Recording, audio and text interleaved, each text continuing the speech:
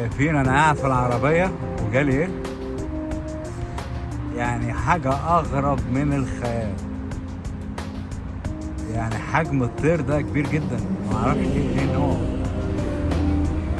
ده نوع من الاسترش ولا نوع ايه ده؟ معرفش. ما شفتش بالحجم ده ابدا. دي حاجة نادرة. وشايفين انا قاعد الطير ولا خايف. ليه؟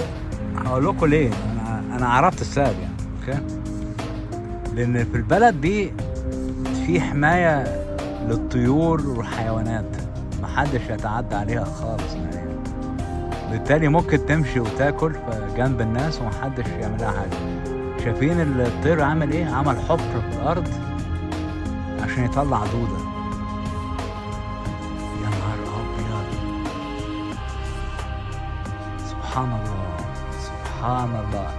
انا شوف السنين اللي قاعدها في امريكا دي كلها اول مرة اشوف منظر زي ده بأمانة. واضح ان هو طير قوي مش طير ضعيف. يعني الطير ده ممكن يتعدى عليك، ممكن يأذيك فعلا، لان الرجل بتاعته فيها مخالب كبيرة ممكن تعورك، والمنقار بتاعه ممكن يعورك كمان. الا اذا بقى كسرت رقبته، ما اظنش هتعرف تعمل كده، لان هو هيعمل اذى بيك في الاول قبل ما تعمله اي حاجه. بس عموما في حدش يقدر يتعدى على الطير ده، لا يمكن، استحاله. انا اعرف واحد دخل السجن عشان ساب القطه جعانه، كان جاري، ساب القطه بره يا عيني ضعفانه ما بتاكلش، راح سجنوه. ده غير ان خد القطه لمكان تاني كمان. اوكي، سبحان الله. نفسي اشوف المنظر ده في مصر. يعني حماية الطيور والحيوانات من الاعتداء الشخصي. انا عمري في حياتي ما شفت غوغائية اكتر من مصر. بيقول لك ايه، تعالى نجيب منضية عصافير. عصافير يا اولاد الكلب، حد يقتل عصافير معايا؟ ويا ريتهم حتى بياكلوها معايا، ده بيتقرفوا ياكلوها. ماشي، معرفش ايه الحكايه ان واحد يقتل عصافير.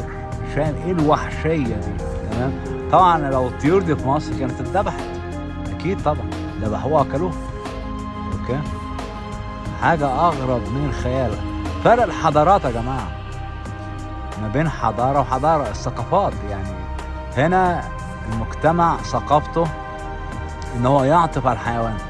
احنا ثقافتنا في مصر، ويمكن كمان في الدول العربيه، مش بس مصر عشان اكون صادق يعني. اوكي، ان احنا ما عندناش ثقافه الحيوانات خالص نهائي.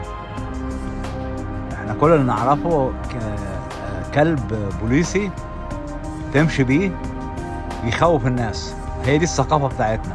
غير كده لا، مفيش خالص ثقافه عندنا نهائيا. اتمنى يا جماعه يكون الفيديو ده عجبكم، وفعلا يعني المنظر خرافي. يعني انا عمري ما شفت منظر ده قبل كده في حياتي كلها. والسلام عليكم ورحمة الله وبركاته.